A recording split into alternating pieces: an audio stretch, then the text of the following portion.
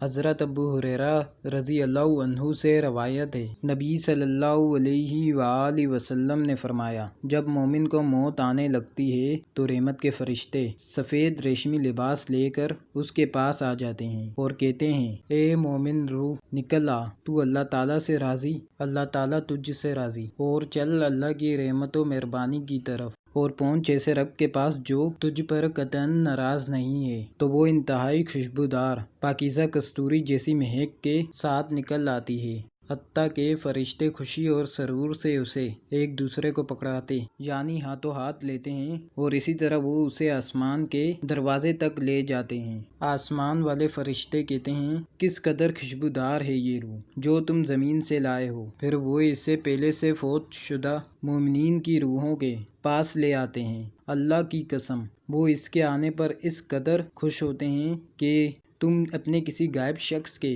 آنے پر اتنا خوش نہیں ہوتے۔ پھر وہ پہلے مومن اس سے پوچھتے ہیں، فلاں کا کیا حال ہے، فلاں کا کیا حال ہے؟ پھر وہ آپس میں کہتے ہیں، چھوڑو اسے، وہ تو دنیا کے غم و فکر میں تھا۔ جب وہ روح کہتی ہے کہ کیا وہ تمہارے پاس نہیں آیا، یعنی وہ تو کب کا مر چکا ہے، تو وہ کہتے ہیں، اوہو، اسے اس کے جہنمی ٹھکانے کی جانب لے جایا گیا ہے۔ اس کے مقابلے میں جب کافر کو موت آتی ہے تو عذاب کے فرشتے گندہ بدبودار طاط لے کر اس کے پاس آ جاتے ہیں اور غصے سے کہتے ہیں، نکل ادھر، تو بھی ناراض اور تیرا اللہ بھی تجھ پر ناراض، چل اللہ عز و جل کے عذاب کی طرف۔ تو وہ انتہائی بدبودار مردار لاش کے بھبوکے کے ساتھ نکلتی ہے، حتیٰ کہ وہ اسے زمین کے دروازے پر لے جاتے ہیں اور کہتے ہیں، کس قدر بدبودار ہے یہ، حتیٰ کہ وہ اسے پہلے سے مرے ہوئے کافروں کی روحوں میں لے جاتے ہیں۔